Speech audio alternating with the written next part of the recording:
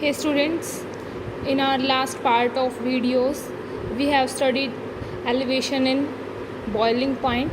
Now, this is the time for 12th class comprehensive chemistry, volume 1, topic depression in freezing point on page number 1.29. Freezing point of a substance is the temperature at which solid as well as the liquid phases of substance coexist. Where the phase of solid phase and liquid phase of substance coexist, then that phase would be known as the freezing point of that substance. It is defined as the temperature of which its solid and liquid phases have the same vapor pressure. The graph can be drawn like this of depression of freezing point. Liquid solvent, solution, when solid and liquid, the solid solvent would go like this and the liquid solvent this. Here the vapor pressure would be the same of solid as well as the liquid solvent, and it is known as the freezing point depression delta T1 of this depression. Now turning to page number 1.30, we know delta TF is directly proportional to delta P. Delta P is the delta P is the vapor pressure.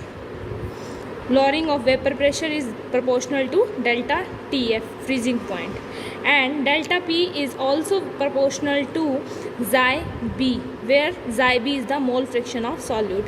Then we can write it as delta TF would be equal to K xi B, and xi B is the mole fraction of solute. So mole fraction of solute could be written as NB upon Na plus Nb, where Nb could be written as Wb upon Mb, and from our last video we know Wb upon Mb is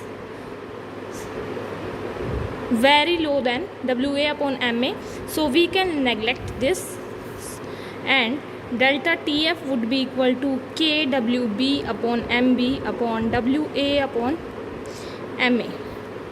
So K NB upon Wa into Ma, and Nb upon Wa could be written as M, molality of the solution. So delta TF would be equal to Kma into M, and Kma is Kf. Kf is the freezing point depression constant. So delta TF, the expression for delta TF would be equal to Kf into M. When molality 1, then delta TF would be equal to Kf, and Kf is the freezing point depression constant.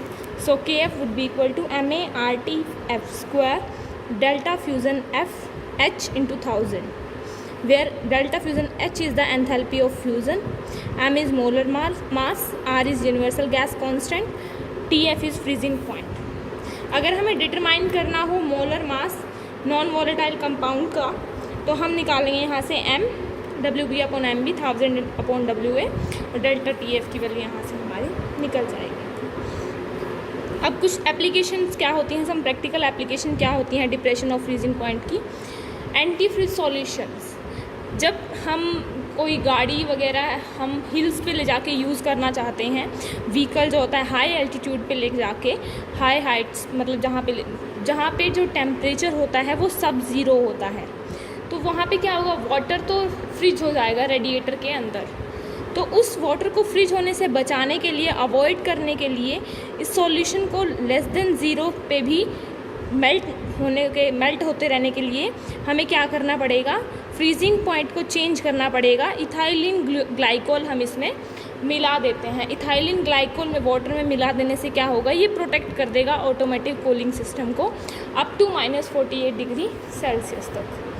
Clearing of ice from roads in the hill, जब snowfall होता है तो ice की जो बड़ी बड़ी परतें जम जाती हैं काफ़ी ऊंची ऊंची, तो उनको हटाने के लिए हम क्या करते हैं, NaCl या फिर CaCl2 कैल्शियम क्लोराइड या फिर सोडियम क्लोराइड का उनके ऊपर स्कैटरिंग कर दी जाती है. उस स्कैटरिंग से क्या होता है, वो आइस मेल्ट हो जाता है और वो जो रोड्स हैं वो साफ़ हो जाती हैं।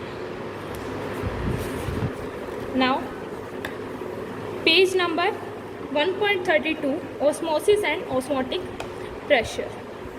जो पासेज होती है सॉल्वेंट की फ्रॉम प्योर सॉल्वेंट और solution of lower concentration into solution of higher concentration, lower concentration से हायर कंसंट्रेशन की जो सॉल्यूशन की पासेज होती है थ्रू सेमी परमेबल मेम्ब्रेन, उसको हम कहते हैं ऑस्मोसिस। अब ऑस्मोसिस और डिफ्यूज़न में डिफरेंस क्या होता है? देखिए, ऑस्मोसिस में मूवमेंट हमेशा सेमी परमेबल मेम्ब्रेन की वजह से होती है, इसमें डिफ्यूज़न में कोई भी ऐसी मेम्ब्रेन नहीं होती। ऑस्मोसिस में सिर्फ सॉल्वेंट मॉलिक्यूल्स की एक साइड से दूसरी साइड पे मूवमेंट होगी, इसमें डिफ्यूज़न में सिर्फ क्या होगा, सिर्फ पासेज होगा सॉल्यूट मॉलिक्यूल का one region to other. Osmosis सिर्फ सॉल्यूशन के लिए होता है, ये लिक्विड, गैस, सॉल्यूशन तीनों के लिए होता है। ऑस्मोसिस स्टॉप किया जा सकता है या रिवर्स किया जाता है एडिशनल प्रेशर को ऐड करके, इसमें ना तो ये स्टॉप किया जा सकता है ना ही रिवर्स किया जा सकता है। आगे cause of osmosis. Cause of osmosis में क्या आता है, डिफरेंट थ्योरीज इसको ऑस्मोसिस को एक्सप्लेन करने के लिए आई थी। जो वेपर प्रेशर होता है प्योर सॉल्वेंट का हायर होता है सॉल्यूशन से, जो वेपर सॉल्वेंट का होता है स्पॉन्टेनियसली हाई वेपर प्रेशर से लोअर वेपर प्रेशर की तरफ जाता रहता है और यही नेट ट्रांसफ़र होता है। कंसेप्ट क्या होता है ऑस्मोटिक प्रेशर का? हमें इसमें क्या दिया गया है, कॉपर सल्फेट का सॉल्यूशन दिया है, उसमें हमें एक फनल लगा देनी है बीकर के ऊपर और हम क्या देखेंगे, जो वाटर है वो बीकर के अंदर से फनल में फ्लो करना स्टार्ट हो जाएगा और इसकी वजह से जो सॉल्वेंट है सॉल्यूशन का लेवल जो फनल में है वो राइज होना स्टार्ट होगा और थोड़े टाइम बाद जो सॉल्यूशन है फनल के अंदर वो इंडिकेटिंग करेगा हमें कांस्टेंट होके कि जो प्रोसेस है ऑस्मोसिस का वो रुक गया है। अब ऑस्मोटिक प्रेशर क्या होता है? जो एक्सेस हाइड्रोस्टैटिक प्रेशर होता है जो रिजल्ट ऑफ ऑस्मोसिस देता है हमें, उसको ऑस्मोटिक प्रेशर कहते हैं। या फिर ऑस्मोटिक प्रेशर को एक गिवन टेम्परेचर पे हम ऐसे भी डिफाइन कर सकते हैं, एक्सेस हाइड्रोस्टैटिक प्रेशर जो बिल्डअप करता है सॉल्यूशन को सेपरेट करने के लिए सॉल्वेंट से बाय सेमी परमेबल मेम्ब्रेन और हम इसको डिनोट करते हैं Y से। Now page number 1.34 what is reverse osmosis. अगर प्रेशर जो हम सॉल्यूशन पे अप्लाई कर रहे हैं वो ऑस्मोटिक प्रेशर से ज़्यादा है तो जो सॉल्वेंट है वो सॉल्यूशन में से पास होना स्टार्ट हो जाएगा और इसी को हम रिवर्स ऑस्मोसिस कहते हैं। ऑस्मोसिस में इसका बिल्कुल उल्टा जाता है और रिवर्स ऑस्मोसिस में ऑस्मोटिक प्रेशर हम जब बढ़ाते हैं तो ऑस्मोटिक प्रेशर भी क्या होता है, सॉल्वेंट से सॉल्यूशन में पास होना स्टार्ट हो जाता है। अब हमारे पास 3 एग्जाम्पल हैं, isotonic, hypertonic and hypotonic solution. Isotonic क्या होता है? सबसे पहले वो दो सॉल्यूशन जिनके इक्वल ऑस्मोटिक प्रेशर हैं वो दोनों सॉल्यूशन आइसोटोनिक सॉल्यूशन के नाम से जाने जाएंगे। आइसोटोनिक सॉल्यूशन के सेम टेम्परेचर होता है सेम मोलर कंसंट्रेशन पे, और अगर हमारे पास सॉल्यूशन है 2 और उन दोनों का ऑस्मोटिक प्रेशर डिफरेंट है तो जिसका हायर ऑस्मोटिक प्रेशर होगा उसको हम हाइपरटोनिक बोलेंगे और जिसका लोअर होगा उसको हम हाइपोटोनिक बोलेंगे। ये कुछ कॉमन फिनोमिना हैं ऑस्मोसिस के। Shrivelling of raw mango to pickle. जो रॉ मैंगो होते हैं जब कंसनट्रेटेड सॉल्यूशन में रखे जाते हैं तो वो अपना सॉल्ट यूज़ करते हैं थ्रू ऑस्मोसिस और वो पिकल बन जाते हैं। Revival of wilted flower and limp carrots. जो कैरेट्स हैं वो सूख जाती हैं बिना पानी के, जब उनको पानी में रख दिया जाता है तो दोबारा से वो सही हो जाती हैं। Swelling of tissues in people consuming more salt. जो लोग ज़्यादा नमक खाते हैं उनका क्या होता है, वो एडेमा से सफ़र करते हैं, जो क्या होती है, ये एक तरह की बीमारी होती है, स्वेलिंग होना और पफिनेस होना। जो पानी है उनके टिश्यू सेल्स में और इंटरसेलुलर स्पेस में उनमें पानी भर जाता है। प्रिजर्वेशन ऑफ मीट क्या होता है, जो बैक्टीरियल एक्शन होता है बाय साल्टिंग इट, उसी को हम प्रिजर्वेशन ऑफ मीट बोलते हैं। फ्रूट्स भी अगेंस्ट बैक्टीरिया एडिंग शुगर बचाए जाते हैं और meat by adding salt. Absorption of water by plants. Plants जो है एब्जॉर्ब कर लेते हैं सॉइल से वाटर, उनके रूट्स से ऑस्मोसिस से। जो सेल है रूट्स हेयर सेल में हायर ऑस्मोटिक प्रेशर होता है सॉइल वाटर से ज़्यादा। अब ऑस्मोटिक प्रेशर है जो एक कॉलिगेटिव प्रॉपर्टी है, ये हमने पढ़ा ही था। कॉलिगेटिव प्रॉपर्टी का ही 4th पार्ट होता है ऑस्मोटिक प्रेशर। पाई वी जो होता है nRT के इक्वल होता है, पाई हमारा आएगा n/v/RT।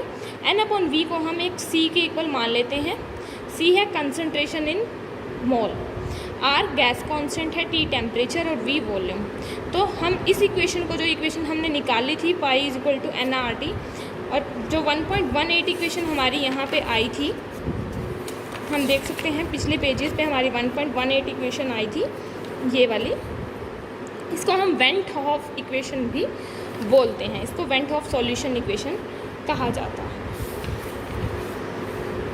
हम डिटरमाइन करना चाहते हैं अगर मोलर मास को ऑस्मोटिक प्रेशर से, तो हम वेंट हॉफ इक्वेशन में ही pi is equal to NB/V/RT, हम इसको जो NB है उसको WB/MB लिख सकते हैं। यहाँ से हम MB निकालेंगे तो MB हमारा आएगा WB/RT/NV। अब हमें अगर एक्यूरेट वैल्यू चाहिए मॉलिक्यूलर मास की, तो वो क्या हो, उसके लिए कुछ कंडीशंस होती हैं। सॉल्यूट जो होता है वो नॉन वॉलेटाइल होना चाहिए, सॉल्यूशन डाइल्यूट होना चाहिए, और सॉल्यूट डिसोसिएशन या फिर एसोसिएशन के अंडरगो नहीं जाना चाहिए। Now page number 1.38, abnormal molar mass. The solution is dilute. अगर सॉल्यूशन डाइल्यूट है दैट मीन्स रोल्स लॉ ओबे होगा। मॉलिक्यूलर स्टेट की सॉल्यूट जो है वो अगर अनचेंज रहेंगी then either undergo dissociation nor association in solution. अगर उनकी अंडरचेंज रहती है मॉलिक्यूलर स्टेट, दैट मीन्स हम कह सकते हैं कि वो ना तो डिसोसिएशन में जा रहा है ना ही एसोसिएशन में जा रहा है। जो एनोमलीज होती हैं हमारी मोलर मास की, वो दो वजह से होती हैं, जो हमने यहाँ पढ़ी कि या तो एसोसिएशन की वजह से या डिसोसिएशन की वजह से। एसोसिएशन में क्या होता है, दो या दो से ज़्यादा मॉलिक्यूल ऑफ सॉल्यूट जो होते हैं एक सिंगल एंटिटी बना लेते हैं, तो उसको एसोसिएशन कहते हैं। डिसोसिएशन क्या होता है, जब नंबर ऑफ पार्टिकल सॉल्यूशन में सब्सटेंस होता है इंक्रीज़ होता है, और जो बेसिस, एसिड, सॉल्ट ये सब इन्वर्सली रिलेटेड होते हैं हायर वैल्यूज़ के, तो वो टूट जाते हैं अलग अलग सॉल्यूशन में, इसको डिसोसिएशन बोलते हैं। आगे हमारा वेंट हॉफ फैक्टर है। वेंट हॉफ फैक्टर जो है उसको I से डिनोट करते हैं, और इसको एक्सप्रेस कैसे करते हैं, टू एक्सटेंट ऑफ एसोसिएशन और dissociation of solute in solution. ये रेशो होता है नॉर्मल और ऑब्जर्व्ड मोलर मास का, normal molar mass upon observed molar mass, MN/MO। तो ये हमारा वेंट हॉफ फैक्टर था, जो कि हमारा लास्ट टॉपिक है हमारी बुक का, कॉम्प्रिहेंसिव केमिस्ट्री बुक और हमारे चैप्टर का। So this was our first chapter of comprehensive chemistry book solutions. So students, I hope you can go through all the questions of this chapter and you can share your problems with me as well. Thank you.